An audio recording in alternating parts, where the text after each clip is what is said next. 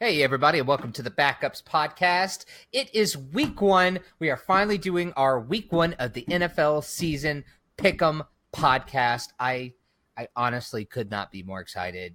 As Tex and I were talking about earlier, we were just absolutely stoked to even be typing out the matchups that are going on, our game of the week, and then, of course, everyone's favorite, the Who Gives a Shit game of the week, my personal favorite thing ever. Tex, how you feeling, bud?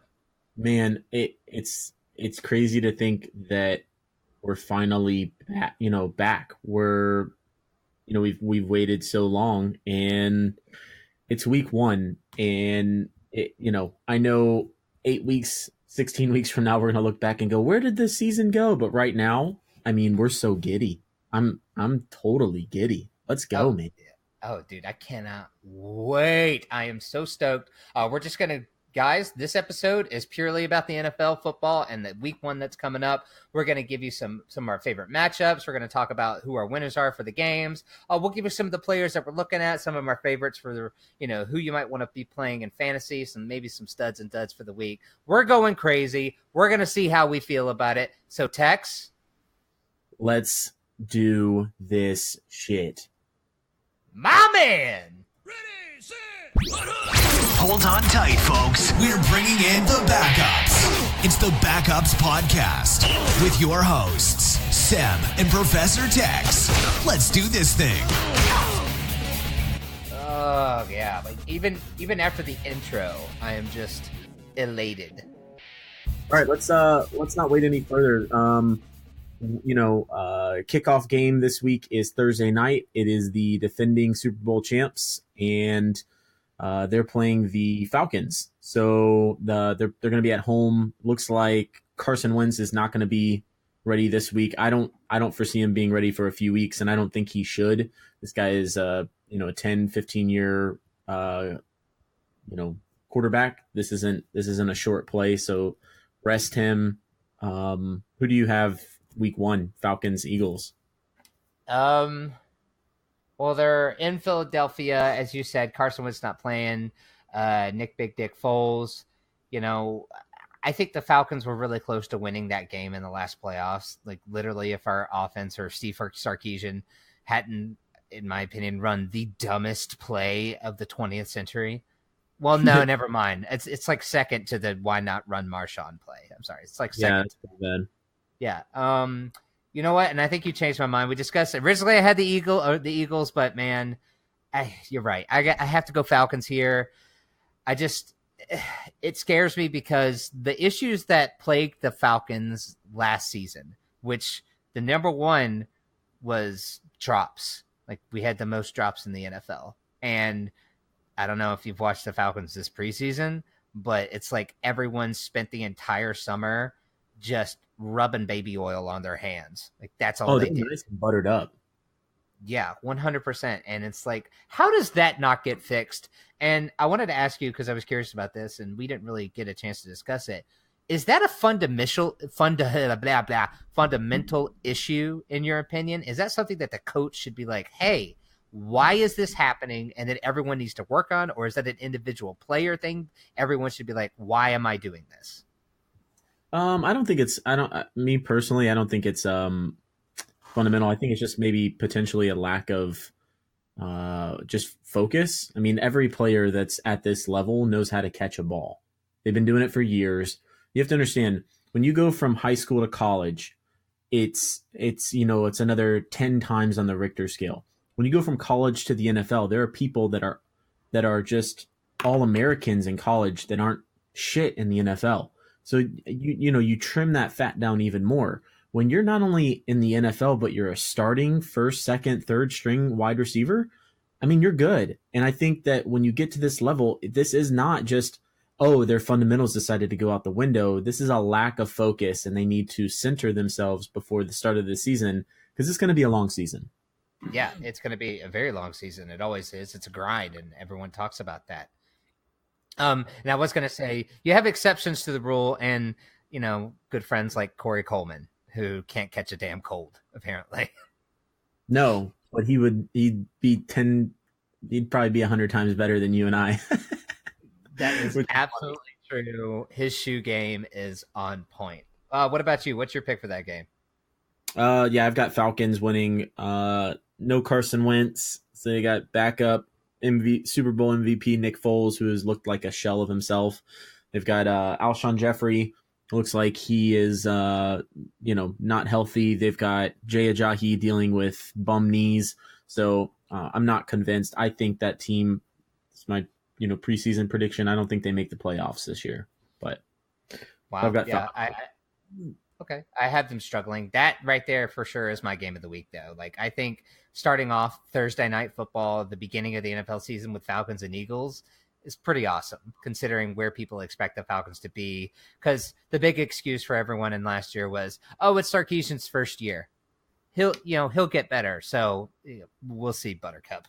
So let's move on. Let's talk about Texans at the Patriots. What do you got? Oh, Texans at Patriots. Texans have a horrible offensive line. Deshaun Jackson coming back from a stellar rookie season that was who? Deshaun Jackson? Who's that? Who's Deshaun Watson? Not Jackson. Deshaun Watson.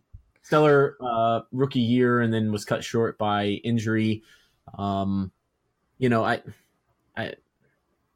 There's definitely it's hard to bet against the Patriots. I'll just say that. So, with that being said, I'm going to have to go with the Patriots. I know they are lacking some weapons outside of Gronkowski and Chris Hogan for the wide receiver side, but I see them leaning kind of like you've said for a while on their running game and kind of switching it up and letting their defense really dictate what ends up happening. So I don't see them losing the first game of the season. Yeah, I'm right there with you. My initial reaction was that the Patriots lost pretty hard in the beginning of the season against the Chiefs last year, but I think that was really just Kareem Hunt's really good. Oh shit. I think that's definitely a part of it. They've beefed up their defensive line, which I've really liked. What's the Adrian Claiborne? That's right. They snagged him. I think Jeremy Hill is actually going to be a bigger contributor than most people think, just especially on the goal line, like in that LeGarrette Blount role that he had. But the thing I was thinking about is this, and it came to me. So the biggest positive for the Texans defense is what, Tex? They get J.J. Watt back. And they have Jadeveon Clowney. Well, they do have Jadeveon Clowney on a contract year. Yep, and the Patriots' offensive line is not so good. No.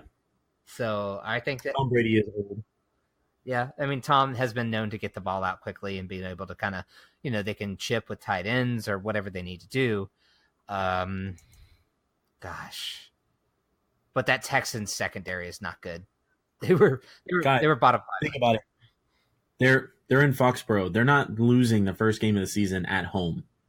If they do, we are going to watch the start of the dynasty falling apart before our eyes. If Texans win in Foxborough, first game of the season, second year in a row for the Patriots to lose their first game, that's huge. Patriots don't lose the first game. Bill Belichick, Tom Brady, those guys have everyone clicking on all cylinders. They do not lose the first game. If they lose, Tom Brady will probably kill himself in the shower. Jesus. Giselle finds him. Is it a high scoring game, you think? It's Patriots. Why wouldn't it be a high scoring game? I just meant on both ends. I didn't know if you thought Deshaun Watson could, mirror his touchdown ratio like he had last year. I don't know, man. It's Deshaun Watson, not Deshaun Jackson. For sure. Deshaun Jackson has a good arm. He does. He's thrown a few passes. He was actually a quarterback in college, I think. No, he wasn't. No. You're an all right, yeah, I'm with you, Patriots. I'll go Patriots there. They're as you said, in Foxborough. Their offensive line is. Where are they at? Yeah, it's Foxborough. I mean, when is our offensive line really that good? You know what I mean? Like, how long has it been since we've been like, man, that Patriots offensive line is really stout. lot of big names like Nate Solder. No, he was good because Tom Brady makes his offensive linemen look good. You and I could go stand in front of Tom Brady, get creamed, not in the good way, every play by that Texas defensive line, and we'd look like all-stars. Just because as soon as Tom Brady gets the ball, he knows where to go. He's going to throw it. That's it. Let's do, how about Bengals Colts? Who you got? I actually have the Colts here. No, why is that a surprise? You got Andrew fucking Luck. You love him. You might as well suck him off. I totally would, man. I'm not saying I'm gay, but for Andrew Luck, it's my lucky day. And that rhymed. Yeah, I don't know, man. I feel like it might be a revitalization game for Andrew Luck against, a Bengals whose their front seven's really good, definitely their strong point. But the rest of it's like, I think it's going to be a high-scoring game because the Colts defense is pretty suspect at this point.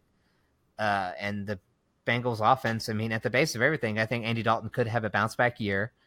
They've got weapons. Obviously, John Ross has caught like a 54-yard touchdown this preseason. They've got Joe Mixon, who I think could be good. They've revitalized that offensive line, and they have, surprise, surprise, AJ Green. Tex, what are you feeling? I don't think there's a way that the Colts win this game. Wow. Yeah, Andrew Luck is back. There's a lot of excitement, but that team is still pretty bad, and they have a lot of rebuilding to do. Everything you just said, they retooled that offensive line and addressed some of the needs there. They've got Tyler Eifert, Joe Mixon. They're just, here we are again talking about the Bengals having a pretty good team on paper. Marvin Lewis playing for his job. Andy Dalton's looked really, really good. Andy Dalton has looked on fire, one might say. The redhead this preseason. So I'm giving the nod to the Bengals. I like it. It's a good pick. All right. Let's talk about your team, Cowboys at the Panthers. Take a little bit longer, man. Give me the full rundown. There's really, I don't know. There's not much to say. Everybody's talked about how depleted and just uninspiring our the Dallas Cowboys wide receiving core has been. I don't think it's going to be that bad. There's definitely no clear cut wide receiver one, but if you look around the league, there's more than a few teams that have just weapons, not necessarily a true wide receiver one. Dez Bryant still hasn't signed with the team, so I think that also sends a little bit of a message that we won a lot of games not because of Dez Bryant last year, and not that he was even really taking too much away and distracting, but I think the biggest storyline is going to be Travis Frederick, our All-Pro center, being gone, and how long is he gone? We don't know when all season. They said best case scenario he might play this year. So, maybe week 4, maybe week 8. I don't know, man. I think it's a long shot. I really do. I think this year we're going to lean very heavily. I've said this before. I'll say it again. I think we have a sneaky top 5 defense in the league this year. We're going to surprise some people. Our secondary is looking good. Our linebacking core is healthy. Jalen Smith is looking amazing. He's looking healthy as well. He's really picked it up, last year and this year in preseason. And our offense or our defensive line is very deep. Bruce Irvin, I think, is suspended and is going through some stuff right now, but we've got Randy Gregory back from suspension. David Irvin, Taco Charlton, coming back for his second season. So look for him to have a bounce back, year. We're just very, very deep on our defensive line. And, So with that being said, I see this one being a back and forth grueling game. I'll probably give the nod to the Cowboys. being a homer. Yeah, So. I totally get that. I don't have a ton of faith in the Panthers this year. The big issue that everyone talked about coming out, after last season was the Panthers secondary and just how not good they are, that it is. And then the Panthers went out and were like, hey, you know what? We're going to take that into consideration. And then they didn't do anything. It's just, they said, no, we're going to just roll with it and just hope Cam and Christian McCaffrey can score more points. That's what we're going to do. And Luke Kuechly can walk on water and just save our entire season. Hopefully he can play linebacker and in the secondary, Right. Yeah, I definitely have the Cowboys there. I think the Panthers are actually bottom of the division sneakily. I think they're going to be worse than the Bucs. Wow. Yep. Okay. All right. I'll put it down there. What's the next game? Let's talk about one of our favorite teams, Steelers at the Cleveland Browns. Take it away. Tell me.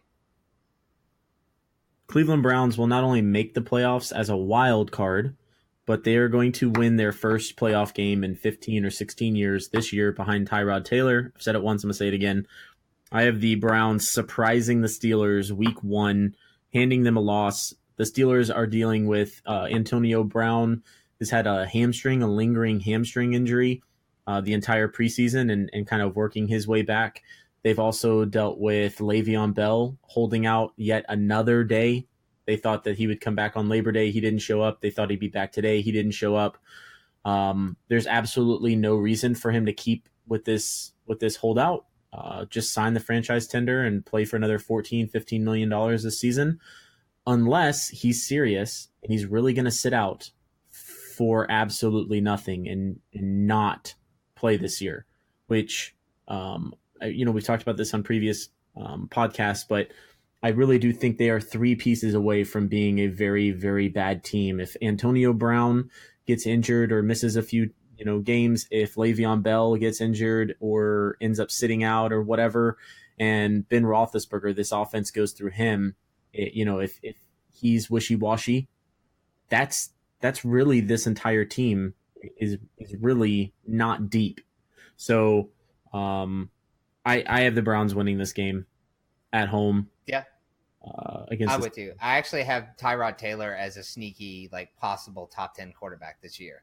I really think that team has that potential, especially with his running ability. And, the Browns offensive line, I think, is better than people think. I think it's better than, people are giving them credit for. They had a lot of secondary issues last year, but guess what? Myles Garrett has looked like an absolute madman this entire preseason. It's been ridiculous to see. It got me so excited. Carl Nassib did get cut, finance man from Hard Knocks. That was sad, but it's all good because Tyrod Taylor's just going to win. That's all that's going to happen. I'm right there with you. I think the Steelers are if they don't have their big 3 pieces, they're just screwed. That's it. I think if one of them falls, they're going to be losing. If 2 of them fall, they are just probably bottom 6 in the league, honestly. Especially in that division, I think there's a lot of really solid teams in that division, and I think it could be a lot worse for them than people think. And I think, okay, what does it take for Mike Tomlin to be on the hot seat? I don't know, man. He's one of those resilient guys. The Steelers ownership is also I think it's the Rooneys, correct? They're not very quick to make head coaching changes. I think regardless, Tomlin has dealt with a lot over the past few years. They've retooled that defense, and then Shazier ends up breaking his back. I think something to watch is that this is another sub headline is Todd Haley is coming, is going to face his old team. And I think he's definitely going to pull out the strings with the talent that he has, that they've assembled, on the Browns. Watch out. This could be a coming out party for Todd Haley and those Browns. So, oh yeah. I don't know. I don't think if the Steelers miss the playoffs, I don't think Tomlin should be on the hot seat. If he was fired the moment he puts down that phone, he instantly gets a phone call and has a job, if not 5, lined up. No, I agree. So, I think what it is going to depend on is how the team recovers when Big Ben is done. Because I see him being done after this year. Unless they somehow miraculously win the Super Bowl, I think Big Ben is done. Even if they do win the Super Bowl, I think he's gone.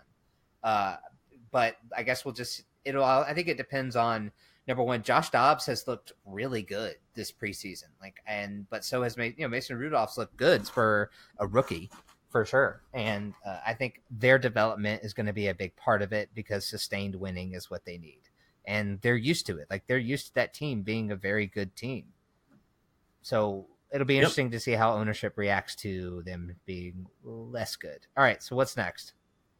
Oh, I got the Browns. Let's do Browns, 100%. Okay. And an upset. All right. Let's do Jaguars, Giants. Who you got? Jaguars. I mean, I get it. They're, in Jersey, but then, the Giants have Odell Beckham Jr. They have Saquon Barkley, but what they don't, just that Jaguars defense, man, especially that defensive line. You put pressure on Eli Manning, and I don't see it going. I don't see it going super well. What about you? I'm torn. Jalen Ramsey made headlines with GQ interview this year, earlier a few months ago, when the interview came out and said that Odell is good, but Eli Manning is garbage, and he's only relevant because of Odell Beckham. I mean, this is going to be I'm going to go out there and make a prediction. I think Odell and Jalen Ramsey go at it. I think haven't they already fought hardcore or no? Odell and Jalen? I think Odell. Yeah, I think Jalen Ramsey and Odell Beckham get in a big fight. I'm going to call it right now.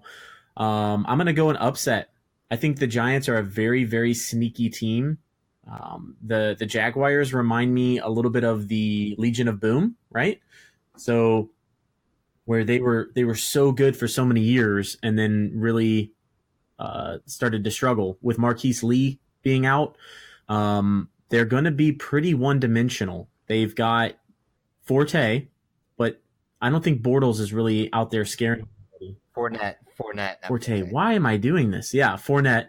I don't think Bortles is really going to be scaring anybody, especially with that wide receiving core. So they do become a little bit one-dimensional. I look for a giant upset, literally. Pun intended. Wow. So you're thinking Giants. I'm going to say an upset is Giants over the Jaguars. I like it. I like the confidence going into it.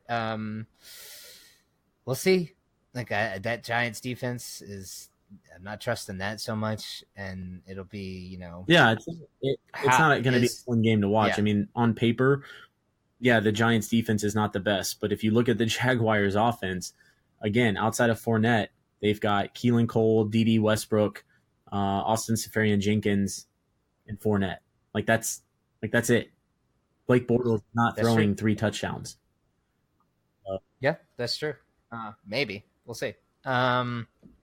Okay, let's talk about 49ers and Vikings. Another big game everyone's looking forward to because, it's big up-and-coming teams. Vikings signed Kirk Cousins to a guaranteed 3-year, 89 million, 84 million, something like that. A lot. There's plenty of zeros behind those numbers. It was a lot of moolah. That is for damn sure. Yeah, everyone's really excited about this game. 49ers upcoming. Jimmy G looked pretty good. Pretty good. I'm saying that. Pretty good at the end of last season. Everyone's stoked about it. Tex, how are you feeling? Me personally, my heart wants to say the 49ers will find a way to do something. The Vikings defense is just too good. The 49ers just lost Jerick McKinnon, and while they've made a lot of solid moves, they've got their quarterback of the future. The Vikings are just going to annihilate the 49ers. I don't think this game is going to be close at all. The Vikings are playing at home. They are an odds favorite. If you look at Vegas odds, they're one of the top 3-4 teams to potentially win the Super Bowl. They're healthy. They're deep. I mean, I can't say enough good things. So I'm I'm gonna go with the Vikings winning handily. Wow. Okay. Yeah, I like it. That's my upset pick of the week, man. It's 49ers. I think that Vikings offensive line, they've had a lot of issues with injuries going into the season, and it wasn't really that good last season, honestly. I don't know, man. I get it. Kirk Cousins is good, and he may seemingly be good under pressure, but if you look at the raw stats of it, he's not. I don't know, man. And that 49ers, they've spent a lot of draft picks kind of shoring up parts of that defense. They've done a lot on that defensive line, and I think they could give Kirk Cousins a lot of issues, and I think the 49ers start the year with a bang. Yeah. All right. What's next? I dig it. Let's do another NFC South division matchup. Let's go Bucks Saints. Who you got? Saints. The Bucks, they got Ryan Fitzpatrick under center because Jameis is suspended again, and the Bucks do have a lot of talent on that offense, and they've done some good things for their defense. But I think the Saints have just done more. I honestly do, and I think that even without Mark Ingram, I think the Saints are able to just consistently put pressure on the Bucks defense that's had a lot of secondary issues. And I think they pull out the win. I'm right there with you for pretty much all the same things you just said. The Saints are a very quiet, I'd say Super Bowl pick for some people. They have pretty much all the tools right there. They're just flying under the radar. The Rams, the Vikings, even the Falcons in some circles are all making a lot of waves right now. And, even the Packers and the Saints are just one of those teams that as long as you have Drew Brees, you've got a young, just ridiculous Kamara, you've got a good young defense, you got Mike Thomas coming back and just looking on fire. So the Saints are playing at home. I know this is going to be a tough game. It's a divisional game, but no Jameis, and it's just gonna be a long day, but yeah, I've got the Saints winning. I think it just makes the most sense, really. Let's talk about my who gives a shit game of the week, the first one of the year. It feels so good, and people ask me, Seb, oh why, oh how, with all the potential of a new season, could you possibly have a who gives a shit game of the week? And that's because it's the Redskins and Cardinals. And like, who gives a flying fuckball about these two teams right now? Redskins lost Darius Geis. Guess what? That offense has looked putrid this preseason. Everyone's like, it's preseason, man. It doesn't matter. Shut the fuck up. It definitely matters. Okay, cool. In some cases, the Browns won all of their preseason games last year. Oh yeah, that's great. But like, I don't see it with the Redskins. I think there's regression for Alex Smith. I just don't like it, man. What about you? So just to be frank, just to be clear, you're saying Cardinals win? Yeah, I say Cardinals win this game, surprisingly, because until Sam Bradford gets hurt, I think they look surprisingly okay. But then Sam Bradford gets hurt, and then it's a rookie quarterback, and he'll have some flashes, but he'll also be a rookie quarterback. I think this is going to be a pretty ugly game. To the Cardinals' credit, they've got a lot of first-round picks on that offensive line.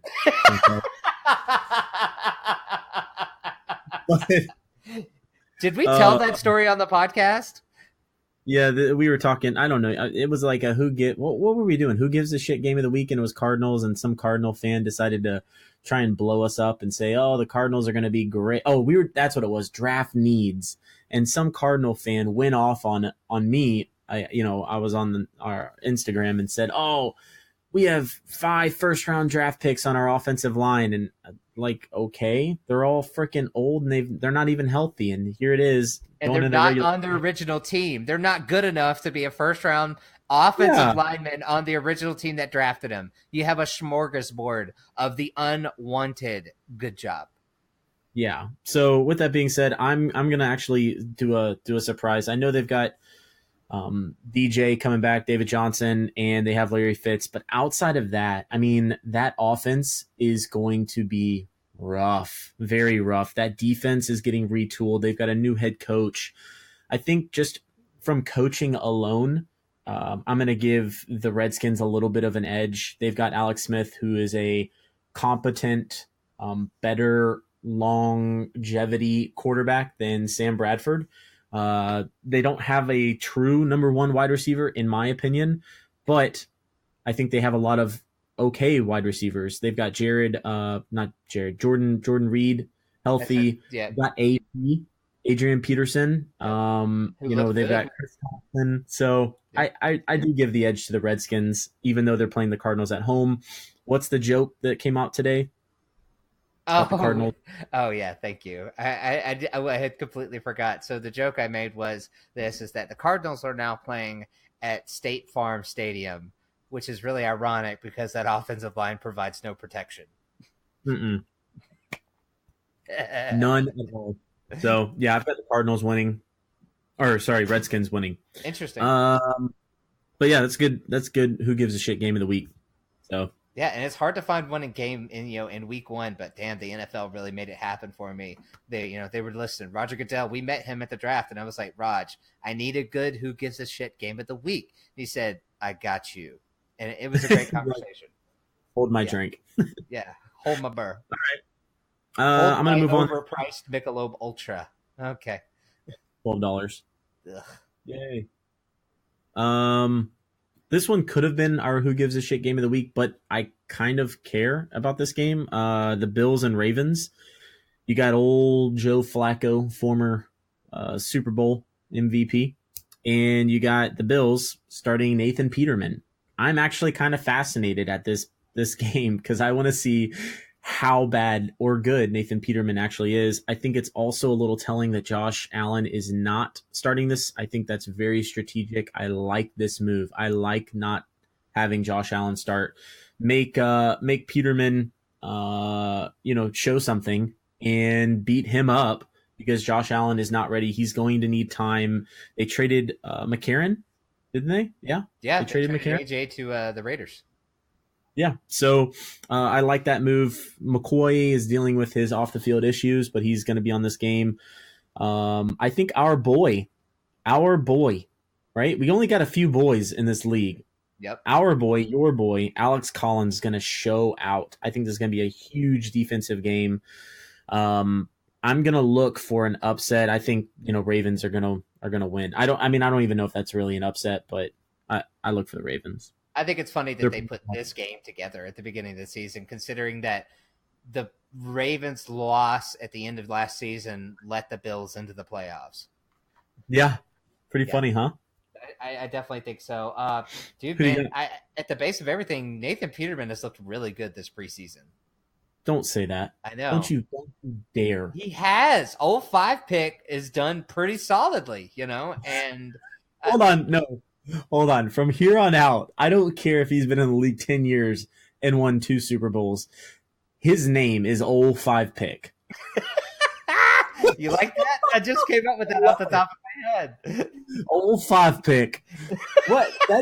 That's a funny name. Old 5 pick. Got him. I love it. I'm writing it down. All right, do it. Write that shit down, baby. I actually like the Ravens this year, honestly, to be kind of a sneaky, decent team, sneaky playoff contender, not Super Bowl contender, unless Joe Flacco just completely does something magical. Do you think Lamar Jackson starts this year ever? Oh my gosh, I was just about to ask you a similar question. I was just going to ask you, does Lamar Jackson make it on the field for a play?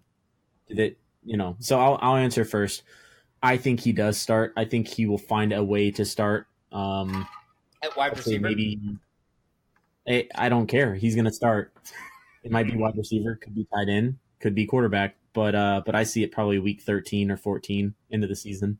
Okay, so is it a situation we're not going to make the playoffs, let's play him, or is it like Joe Flacco has been really shitty these last 4 games? I think it might be a little bit.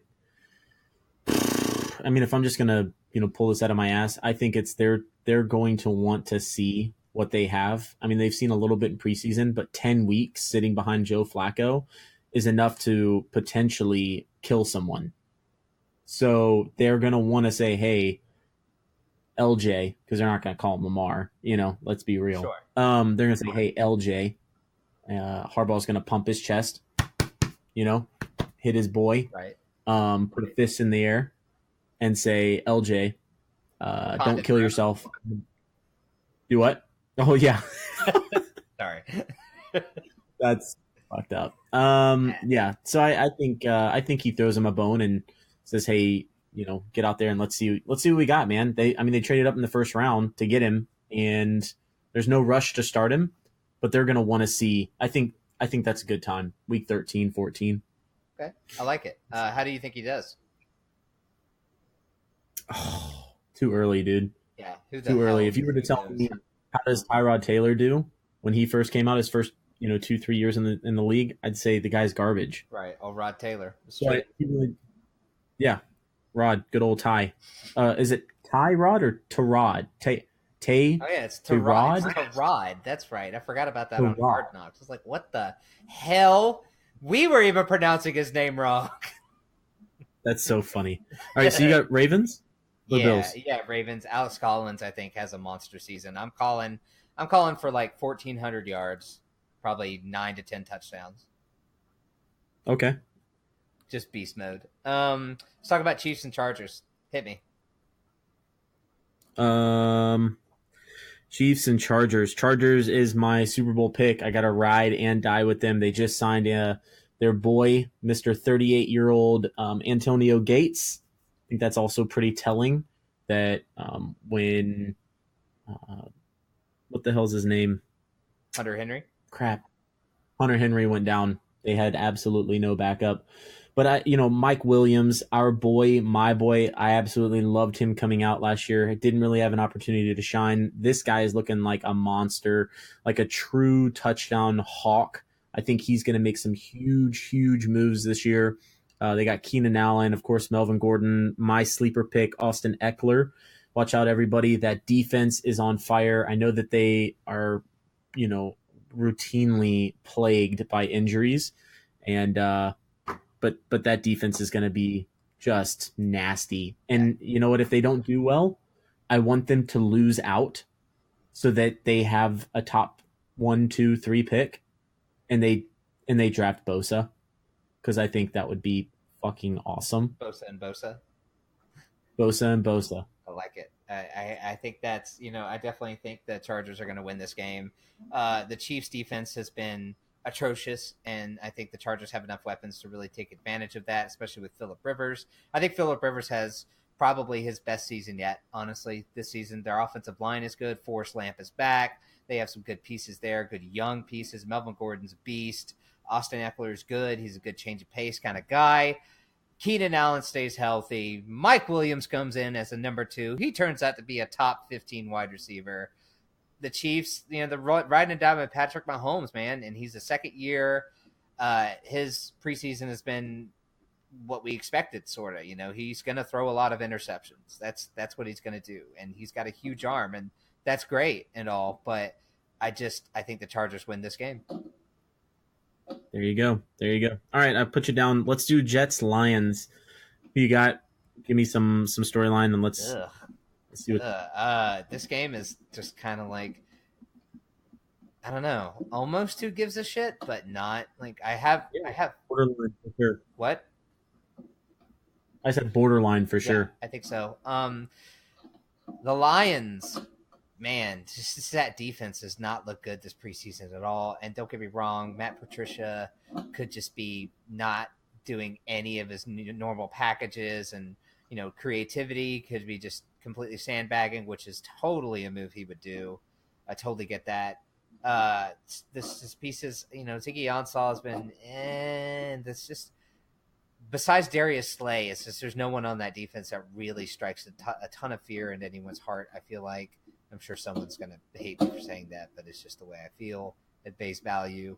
The offense, I really like Kerryon Johnson. I liked him coming out. I think he's a good addition, but I think it is going to take time for that team to realize, and talent overcomes all. I think so in this case. And I think eventually the team goes, oh, wait a minute.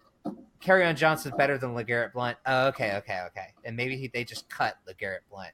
And it's, Kerryon Johnson is better than Amir Abdullah.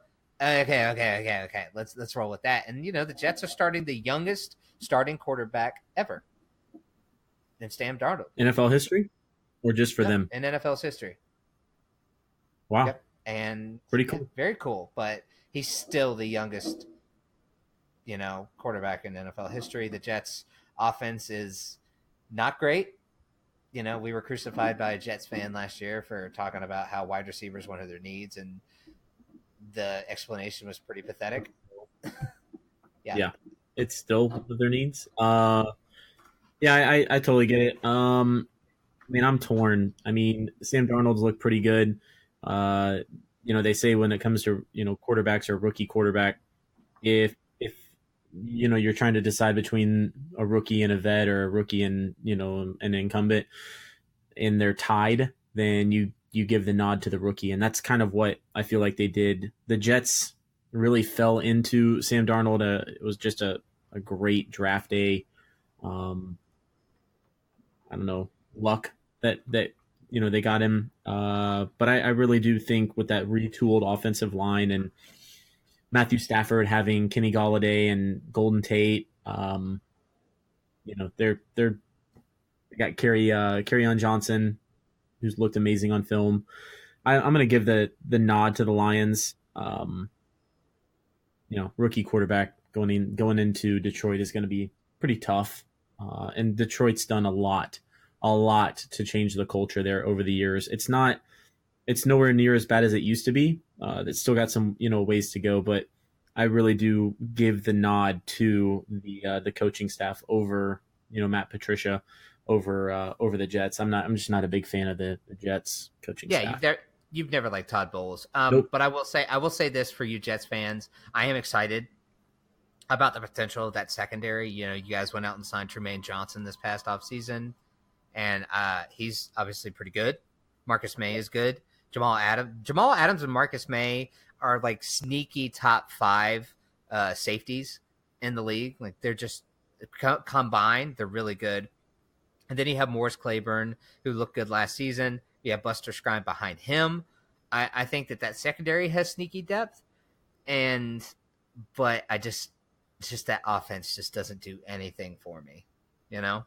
Speaking of offense, we're going to talk about a lack thereof.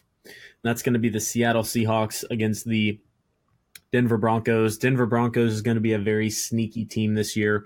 You and I, you were the first one to bring it up. You told me about Royce Freeman. I had to, go look at some film.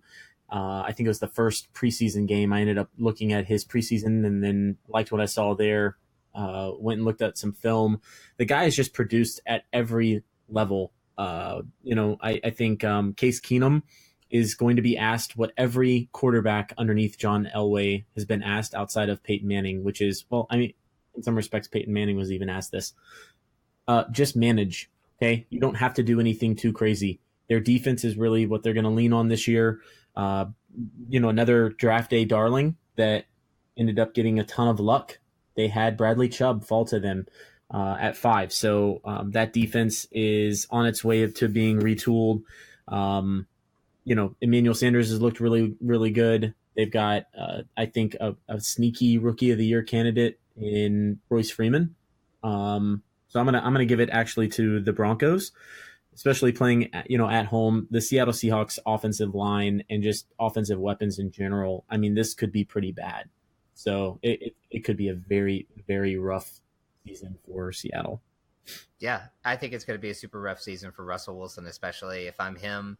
Like, I'm sure he loves Seattle, but if I'm him, I want out.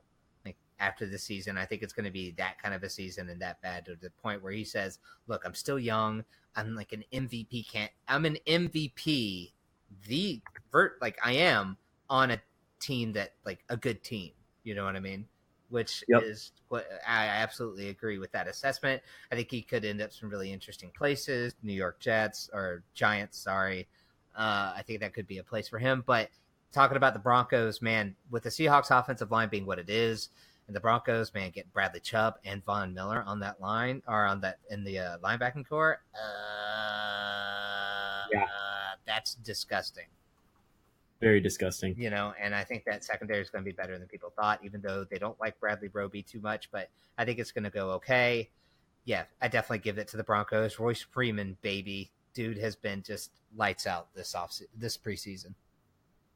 And you and I have talked, and we kind of are in love with a lot of the same players, right? Yeah, 100%. Royce Freeman was one that really, over the past 2 to 3 weeks, jumped up on my board. And I think I have him in 3 or 4 leagues. Yeah. Or 3 out of 4 leagues. He's just a guy that, everybody's talking about Saquon Barkley. I think right now, from a hype perspective, Royce Freeman is probably hyped a little bit more, and I think the Broncos feel like they got an absolute steal in the 4th round. So yeah, I'm super excited to watch this game, even though I think it's going to be pretty one-sided. Yeah, I agree. Let's do Bears Packers. The history, what's the historical rivalry? 2 teams that. Packers or Aaron Rodgers. Everyone's got the Packers this year. It's really interesting. Everyone's really hyping them up. Aaron Rodgers is going to have his best season yet, man. Go Cheese, or whatever they say. Go Pack. That bullshit. I think the Bears are actually a sneaky good team this year. I think Matt Nagy's done a ton of good work there. Yeah, Bears at Packers. I still have Bears, man. They added Khalil Mack at a blockbuster trade. Sure, they gave away 2 first-round picks, but I don't think they plan on being in the top 15 to top 20 in the next 2 seasons anyway. Like, they've put together the pieces. They've signed the free agents. They've made the previous draft picks. Kevin White is catching balls in actual football games now. Yeah. Get excited, Bears fans. That guy is ranked super low in pretty much every league. I got him in the 15th round tonight. Yeah. So yeah, exactly, man. It's really interesting the way that could go. And I think, the Packers have done well. Devontae Adams, I think, is going to have a great season, especially in standard formats. I think Jamal Williams is a breakout player this year. That I've sneakily taken him in a couple of my leagues, just depending on my running back depth at that point. Yeah, man, but I think the Bears, Trey Burton, Allen Robinson, Anthony Miller is going to be sneaky good this year. I got the Bears. All right. I gotcha. I was torn on this. I know that, the Packers are for some reason making a lot of waves. They have Aaron Jones is suspended the first two games of the season. I think Williams or Jones will emerge about halfway through the season. I don't know who it's going to be yet, but I think, you've got a good 1A, 1B with either of those picks. And, it's anyone's guess right now at this point. Outside, though, of Devontae Adams, who has a long history of concussions, and Jimmy Graham, who is my sneaky, sleeper tight end this year. A lot of people are down on him, and he has a long history of injuries as well. They're really not that they're not that deep. I know they have Randall Cobb. I'm fairly certain every day the GM goes out on the radio and makes it known that Randall Cobb is available for trade. A lot of people are talking about Geronimo Allison. This guy's been in the league for 2 years, has not had more than 250 yards in a season. The guy has 2 touchdowns in 2 years. I'm not that convinced that Geronimo Allison is the savior and the next coming for Aaron Rodgers. So Sure.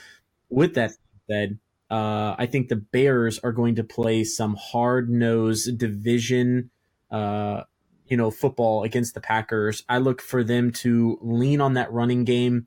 Trubisky only threw 7 touchdown passes last year. I don't see that number jumping dramatically. I think it'll definitely be over 10, maybe 15, which depends on how you look at dramatically, right? 15 is over double the his first season, Right. but they have all the pieces. They're trying to set him up for success.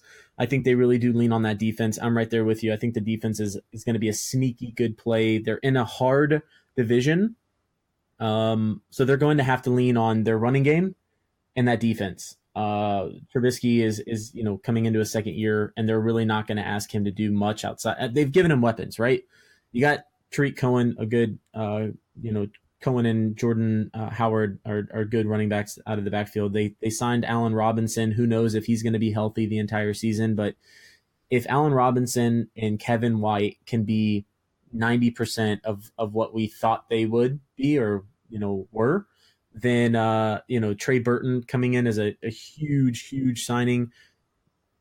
They've got a fighting chance, man. I think they could be a sneaky play in that division. Yeah. Can you imagine Matt Nagy's first season as head coach, like getting to the NFC Championship, especially in a stacked NFC? Well, here's the thing.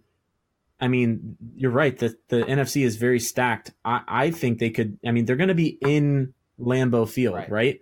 So the Packers are at home. Dude, that would be a huge win for the Bears. And you don't want to talk about hot seats. Mike McCarthy. I mean, come on, man. It wasn't so long ago that guy was getting called for his job, and he's been up and down. Well, I think McCarthy is also a really, really good coach. They're just plugging holes, and they look like a submarine that's kind of barely staying afloat. Aaron Rodgers just got that huge contract. So, now more than ever. Did you say a submarine that's barely staying afloat? Aren't submarines supposed to sink? Yeah. I'm saying in the water, like, there's holes coming in the submarine, and like you put a hole, like you put your hand on a hole and another one pops up, like right down. Shut the fuck up. Worst analogy ever. I hate you. I'm going to move on. I got Bears. Go fuck yourself. All right, 2 games left. Titans, Dolphins. This could be a very eligible who gives a shit game of the week. Me personally, I've got Titans. They look like garbage, hot garbage this preseason. I think that's fool's gold. They're going to put it together. That defense is very, very good, sneakily good. They have a ton of weapons, young weapons on that offense. If Mariota cannot throw 2 picks a game and actually get it to his wide receivers, I think they're going to have a great season. Yeah, no, I am 100% right there with you. I think that their season could be really good. I think they have the potential to win that division, actually, even over the Jaguars, especially if there's any regression, which notably there could be in the Jaguars defense throughout the season, because a lot of their big games were against really bad talent last year. And I feel like the Dolphins are just not good. So I feel like the Titans definitely just have more potential. And I'm saying this, Harold Landry, what round did they get him? They got him in the second, right? Or was it the third? Yeah. The second. Like that's such a good pick for them. Such a great pickup. I've been saying that all year. I definitely have Titans, even if they're in Miami. I definitely they make tuna cans out of the Dolphins. Got them. We're moving on to the Rams. That's how you do an analogy, by the way, Tex. It has to be something that makes some sense, relatively. So, listen, a submarine needs to float too. You got to go to the fucking surface, dick. It's sunk like your analogy. Let's go to Rams and Raiders. What do you got? Tell me. I think a tie. Fuck you. No, I'm totally kidding. Rams and Raiders, man. Raiders, they are the AARP team this year. They're by far and away the oldest team. Average age for their entire team is, I want to say, 45. Rams are a preseason favorite to go to the Super Bowl. They're a top 5 pick to win the Super Bowl. I don't see it this year. I think they're a few injuries away from imploding, or at least coming back down to earth. But I still am going to give the Rams the nod over the Raiders. I know the Raiders are playing at home, but I just think the Rams are really going to showcase that expensive free agent class. Signing. Class. That's a great way to put it. Class. So I've got the Rams winning that, and Gruden is playing the long game. I don't think he's really in a win now mode. I mean, I think we saw that with the Khalil Mack deal. I think that's a big part of it. I'm with you. I was telling Tex earlier, I think the Rams win the first 7 games, and then I think they have some key injuries, because at the base of everything, it's been rough for them this preseason has not been good. McVay obviously could just be sandbagging, but I still think scrubs against scrubs, backups against backups, some points got to get scored, and they didn't really at all. And it just, I don't know, man. I know that you like the Marshawn Lynch. He's a sneaky, good running back this year. He's just produced year after year. You're pretty high on Amari Cooper. John Gruden does, produce 1,000-yard wide receivers, really top, good top 10 wide receivers. Sure. They're just, I think they're a few years away, and I think Gruden knows that. I mean, he's been signed for 10 years, right? So he's got at least 2 to 3 years to put some sort of progress on the, on the field. Yeah, I'm right there with you. Well, those are our games for the week. It's exciting. Football's back, bitches. It's very exciting. So stoked. What was your game of the week? Oh, my game of the week. I really do want to see the Bears and Packers. I'm right there. I'm absolutely with you. I want to do one quick. We're going to try a new segment called Brew Talk, in which Tex and I talk a little bit about craft beer. That because even since last season ended, I have just submerged myself in the world of craft beer, and interesting things happen all the time. You've submerged yourself in yeast. Nice. I really have. I drink a fair amount of craft beer. That's why I've started running like 20 miles a week, just because I have to at this point. And Scofflaw's second year anniversary parties in a couple of weeks. Very excited about that. One thing I wanted to talk about though today for Brew Talk is I went to Gulf Shores this past weekend for Labor Day weekend, and there was a brewery there called Big Beach Brewing. And I saw the website, and the website was nice and clean. The building itself is beautiful. The inside is beautiful. I enjoyed it. But we went up to the bartender, and Tex, is this how you want your bartenders to respond to your queries? Went up, and we said, hey, we're new. It's first time being here. You guys have a big list. It was like 9 to 10 brews, which is pretty good for a small brewery, especially the only one in Gulf Shores, which I'll talk about it again in a second. I said, which beers do you like? What could you recommend? I gave him some descriptions of what I liked, and he was like, man, I just like them all. It's like, that seems like a guy that doesn't give a damn. Cool. In my mind, I'm like, okay, that means they're all good. Trash. Like I tried, I think every beer on that menu, and the cream ale was okay, but everything else, I mean, the Goza, the cherry lemonade Goza was. Well, I think you learned something. Don't judge a brewery by its cover. Yeah, no shit. But my thing is this, I think it's a competition. I think it comes down to competition, and it's the only craft brewery in Gulf Shores. That's it. That's the one, and it's definitely from it's very nice. And I think that's why the craft beer scene in Atlanta is so huge. Like Scofflaw has to constantly push out new big things because Orpheus is right up the road, Red Brick is right near them, and everyone's just competing with each other. And I think it's wonderful. But Big Beach Brewing Company in Gulf Shores. Wow. That was pretty aggressive. I can't even tag them in this episode now without getting sued. Why? We're going to get sued. We can't talk shit about them. I totally just did. Let's do it. Okay. That's fine. Whatever. That's our episode of the day. Thank you guys so much for being back. Tell your friends about the podcast. Please let them know. Go to iTunes, Apple Podcasts, subscribe. Tex, final words? That's pretty good. Subscribe? Sounds about right. Subscribe.